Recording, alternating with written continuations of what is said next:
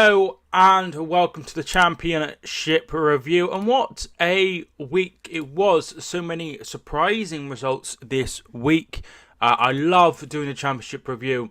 It's a league that I sort of didn't really cover last year, but it's something that I cover every single week, and I've been thoroughly enjoying the Championship so far, and I think most people are enjoying it so far. There is not a lot between any of these sides at the moment.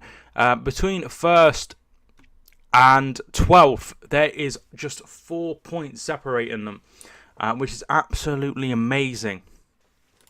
Absolutely amazing that it's so tight already. I'm really enjoying it. But if you are new, feel free to hit the subscribe button. Like the video if you enjoy it as well. Don't forget to do that. But this is something that happens every single week. On a Monday, we do the review, and also we put up the predictions on Thursday for the Championship, what I feel will happen this week.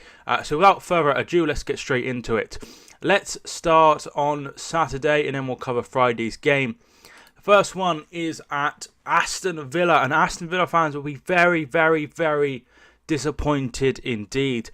They lost 2-1 at home to Sheffield Wednesday. Sheffield Wednesday being a team that I picked to do rather poorly this year. But they have had a very good start to the season after a difficult couple of opening games. They've done really well. Matthias opened the score after 49 minutes, but 4 minutes later, an absolute world-class equaliser by John McGinn. Oh, it was unbelievable. And worthy of winning any game, but it only meant a draw. But 67 minutes in, Fletcher, who had several chances to make it 2-1 before, then made it 2-1, a header, and that meant that they were once again in the lead, and they failed to get an equaliser. Aston Villa, they brought on El Ghazi, they brought on Balassi, but none of them made too much of a difference. Overall, you know, they were quite good value. They had some really good chances to extend the lead, but this doesn't help Aston Villa. They've seemed to not like Steve Bruce. You know, they're very average at the minute. They're just in 13th place, just one win in their last 5 games, which isn't very good at all. That win coming against Rotherham. So it's interesting to see what will happen in the next few weeks. They're already 9 games in, but there isn't a lot between both sides. 5 points off the top. But, you know, there's been some questions about him playing Jedinak at the back and things like that. Personally, I feel that things will get better. They had quite a slow start last season and it got better. Sheffield Wednesday, just 1 defeat in their last 5 games, 3 wins and a draw in that time. Going to Aston Villa, going to Reading and picking up wins. They go up into 10th spot. Decent start. I wasn't expecting too much of a good season, to be fair. I don't know much about the manager. Obviously, he came from Germany, but he's doing all right. He's doing all right, a lot better than I predicted. So really good 3 points that for Sheffield Wednesday. Next, we go to Derby, who had a 3-1 win over Brentford, but it was Brentford who opened the scoring after just 44 seconds. Dalsgaard with a header from a corner. However, that's as good as it got for the Bees. 3 goals in the first half, 3 goals in 14 minutes. 1 from Harry Wilson that was from Brentford's own corner. David Nugent made it 2-1, and then Mason Mount with a gorgeous free kick to make it 3-1. There was a lot of changes made in the second half, but nothing that they could do to avoid defeat. Derby had the most shots, had the most shots on target, but it was Brentford that had the most possession. This is a really good win for Derby. I've been so impressed with Frank Lampard, and how he's been doing as a manager. I was a bit sceptical, particularly after the first game when they just beat Reading. I thought they might struggle, but he's done amazingly since. After that 4-1 defeat to Leeds, I was like, oh, you know. But things have gone very well. In the last 5 games, just one defeat. That was away at Rotherham. 3 wins and a draw as well. This puts them up into sixth spot, just 2 points off the top. Absolutely fantastic by Derby and Frank Lampard. There's a lot of good players. There's a lot of young players in this side. The likes of Bogle is a very, very young player. Tomori is a very young player. Mount, Wilson. They're all young and they're all going to improve. But you do have some experienced heads in there. Carson, Keogh, Nugent, and who was the other one I was going to say? Tom Huddleston. So they have a mix of very, very young, great players, and they have a mix of young and old, with old experienced players who have been there and done it. Nugent's had countless promotions to the Premier League, as has Huddleston. So a really, really good start for Derby overall. Next we go to a very, very drab game, and that's Ipswich versus Bolton. I think Ipswich will be kicking themselves here. Mark Wilson was sent off after 34 minutes. He brought down Jackson, and he was sent off for being the last man and denying a clear goal scoring opportunity, or however you word it. And then Oxtuma came off 2 minutes later for David Wheater. It was David Wheater who had a chance right at the end to make it 1-0. In the second half, Ipswich made changes. They brought on the likes of Idun and Jonathan Walters, but they just couldn't score, and that is going to be a problem. They had chances, but they just couldn't make anything of them. Bolton, they didn't even have a shot on target, and that isn't very good. I think we're watching two sides that are going to be down there at the end of the season. I really, really do.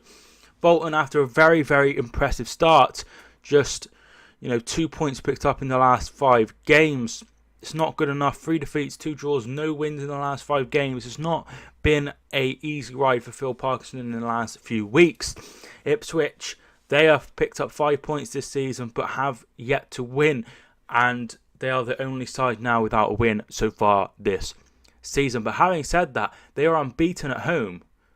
So if they could just start turning home draws into home wins, that could change everything for Ipswich. I feel that maybe another few games by the next international break. I feel like if they still haven't won, I think Paul Hurst will be relieved of his duties. Next, we go to the biggest shock so far this season. Leeds, everyone was saying how amazing they were, but they lost to Birmingham this weekend. 2 goals from Che Adams. The first,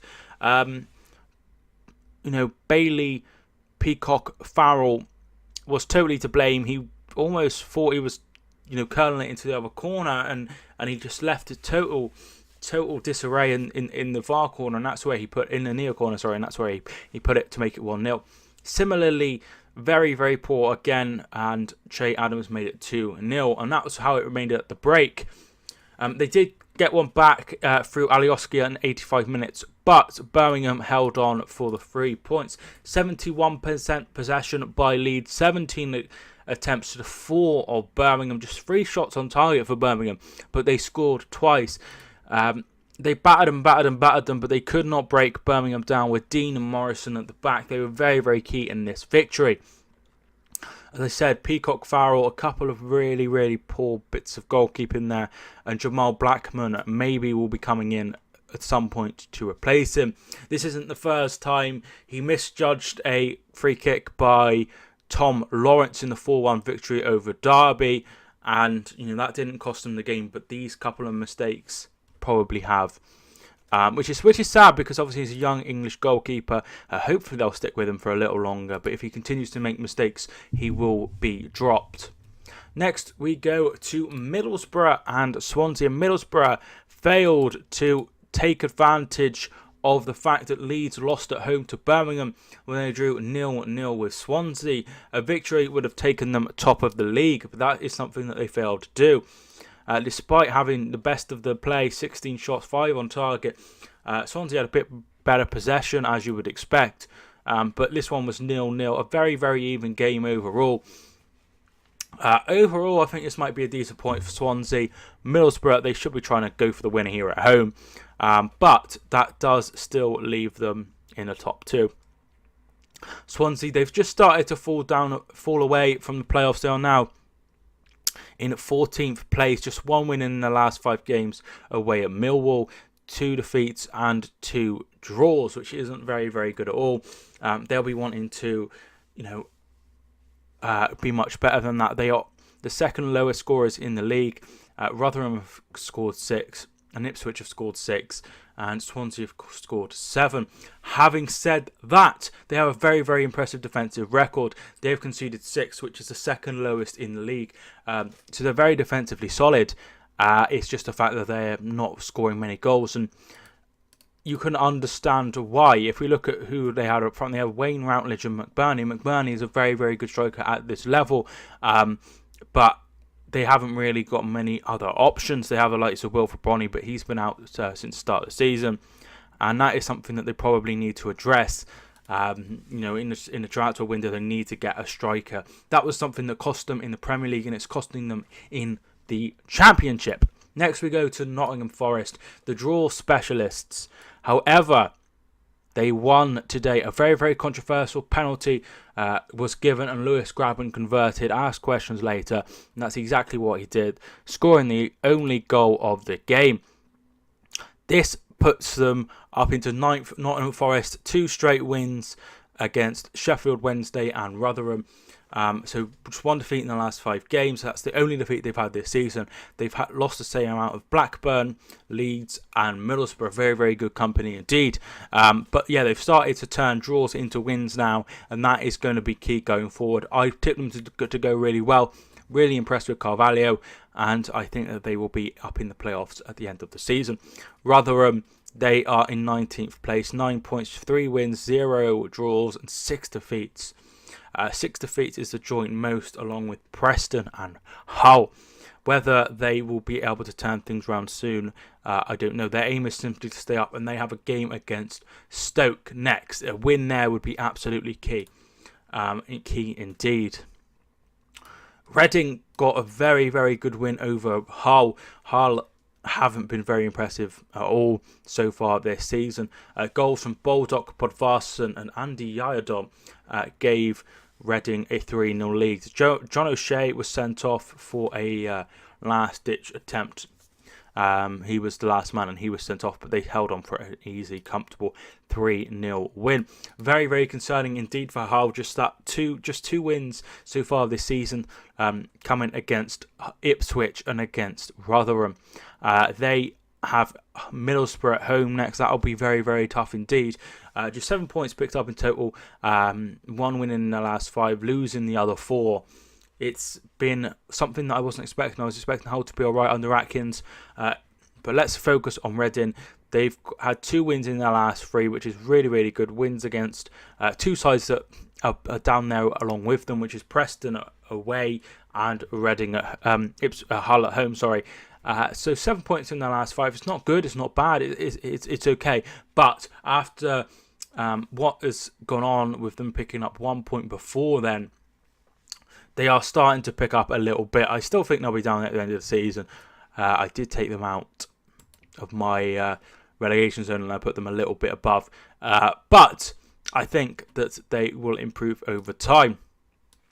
Sheffield United versus Preston. Really, really good game here, to be fair. Billy Sharp opened the scoring out of 36 minutes, and that was the only goal of the game in the first half. Second half, Basham made it 2-0, and it looked like it was going to head a comfortable victory for the Blades. However, that is exactly the opposite of what it was.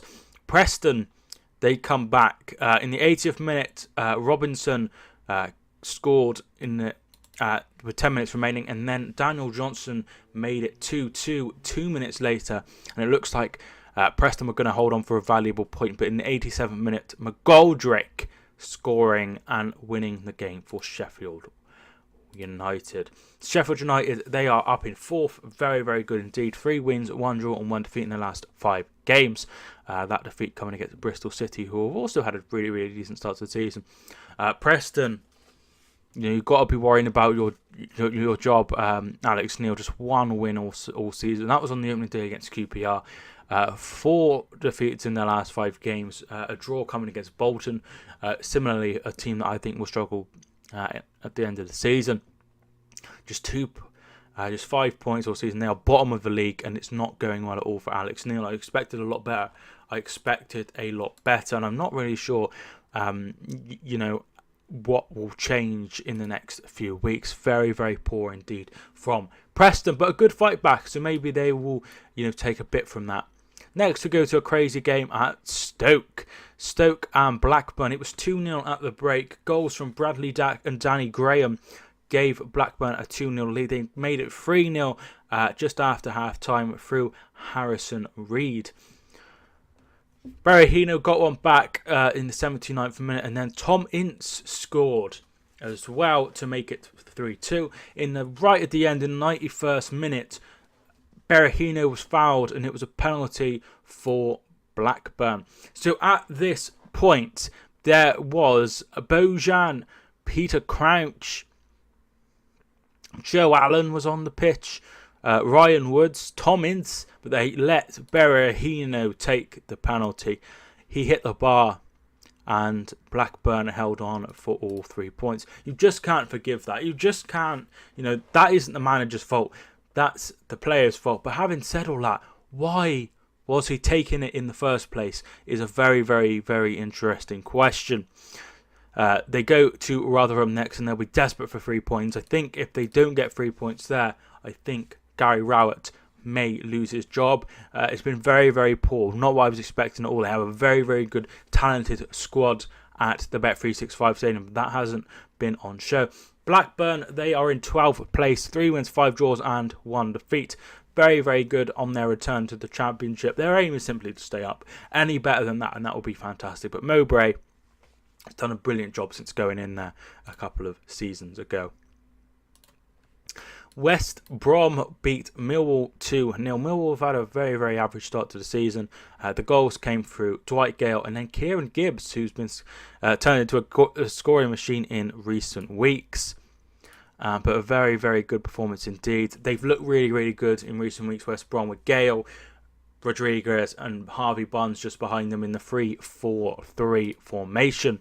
West Brom are now in third place with 3 wins and 1 draw in their last 4 games. And they've looked really, really good. Just 2 defeats so far this season on the opening day against Bolton in that surprising result. But the other defeat coming late against Middlesbrough.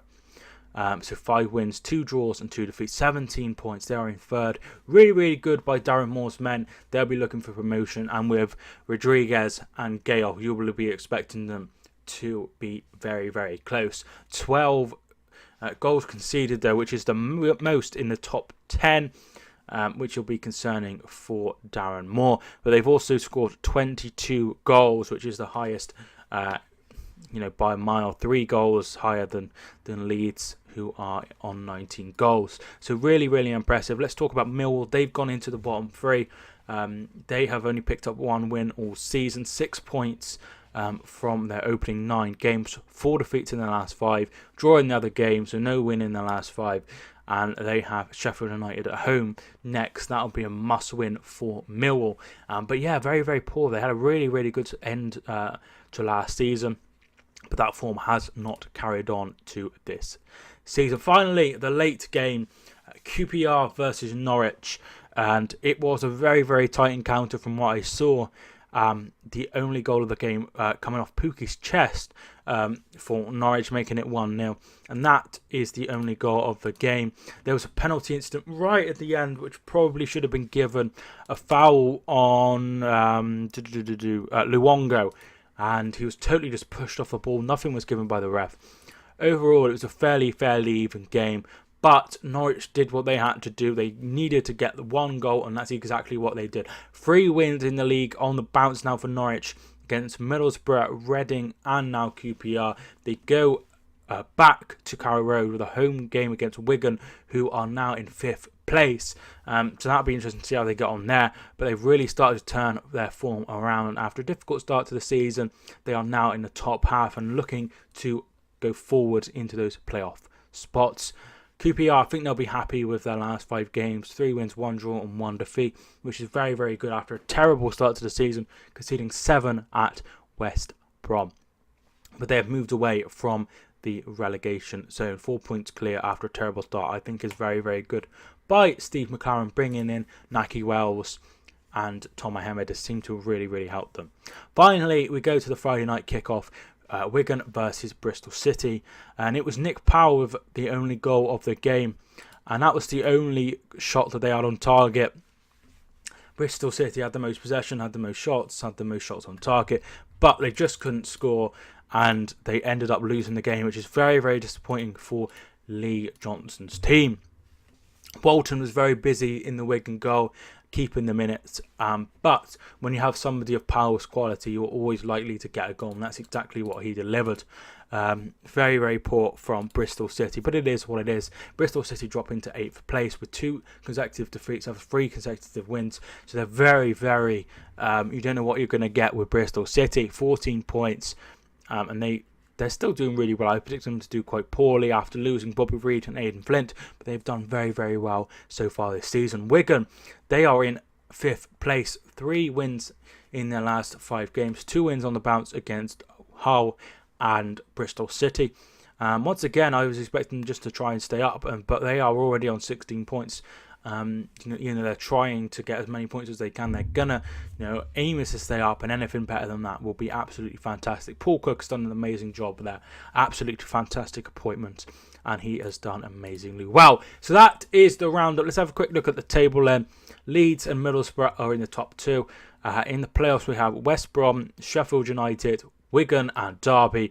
In the bottom 3, we have Millwall, Ipswich Town, and Preston North End. So we have the Carabao Cup this week, so no midweek action for the Championship, but obviously Championship sides will be involved. And then we start with the weekend's action. Bristol City versus Aston Villa and Sheffield Wednesday versus Leeds are the 2 games on Friday. Sheffield Wednesday versus Leeds will be a very, very interesting game indeed.